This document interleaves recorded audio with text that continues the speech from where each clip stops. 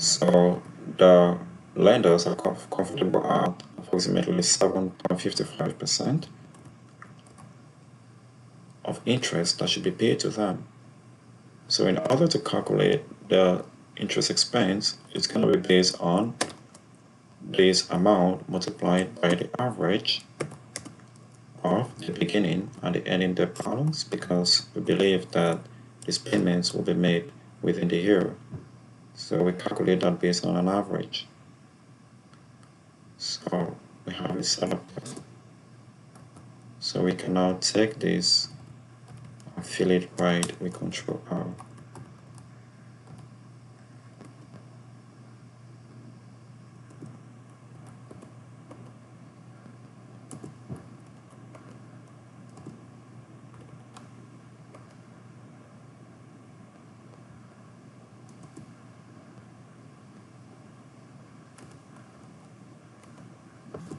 So we have that set up there for us. So we have the total interest expense for the term loan B. So we are now ready to determine our subordinated debt. In this case, we will just reference the years as usual. So the projected period begins in the year 2023. We'll reference that on to the year 2027. So this is the number of years the bond investors will be holding these bonds for until the debt matures.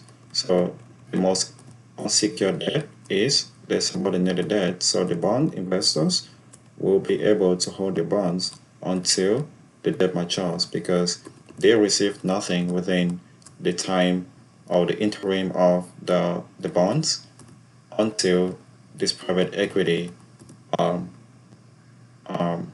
until the bond matures in 2027, or this private equity decides to exit through an IPO.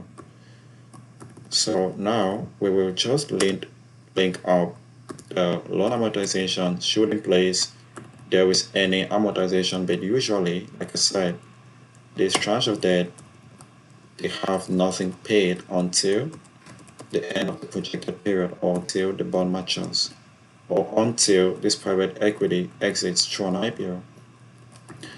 So they will just reference that in place if there will be any required or this required repayments, but usually there is nothing. So they borrowed roughly $27 million from this tranche of debt. So we reference that amount there, $27 million. So we have it there. So they have to pay down this amount. It's going to be a corkscrew calculation where the opening balance is equal to the prior period's closing. And as such, we have the lesser of whatever the balance was. So we're going to be paying that amount, which we have to reference with F1, because we're duplicating that amount with whatever will be available as the loan amortization or the beginning cash balance, just like that.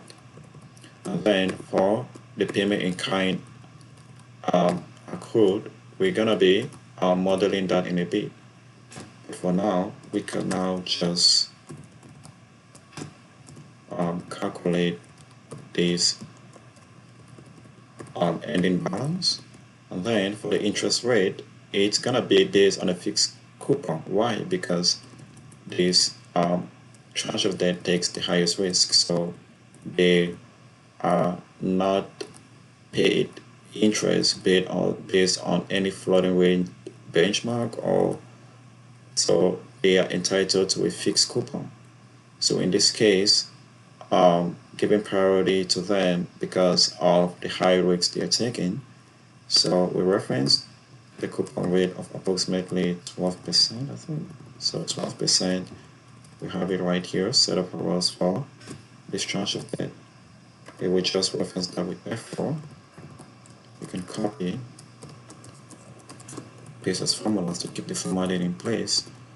And then, going forward, for the cash percent and the payment in kind percent, we have to account for all of those. So we know that there is an accrued amount of approximately 60%. So this is not going to be paid. 60% is going to be reserved or accrued until the debt matures. So we reference that there, which we have to reference with F4. and then the difference between this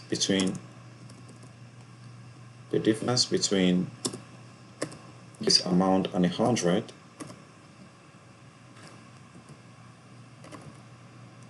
it's gonna be the cash interest expense. So that's the amount that is gonna be paid to this tranche of debt.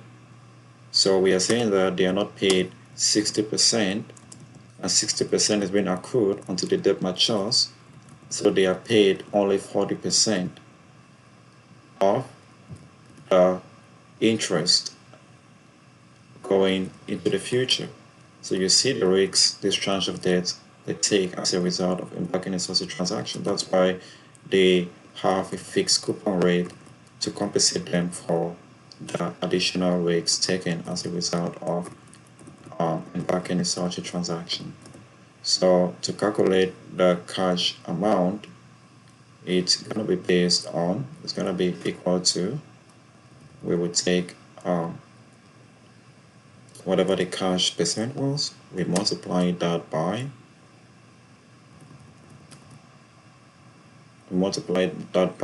the interest rate, which we reference with F2 times. So by that fixed coupon, and then we multiply it again by the average of the beginning, which you have to reference with F2 times, and the ending debt balance. We also have to reference this with F2 times so that we can copy it down and across.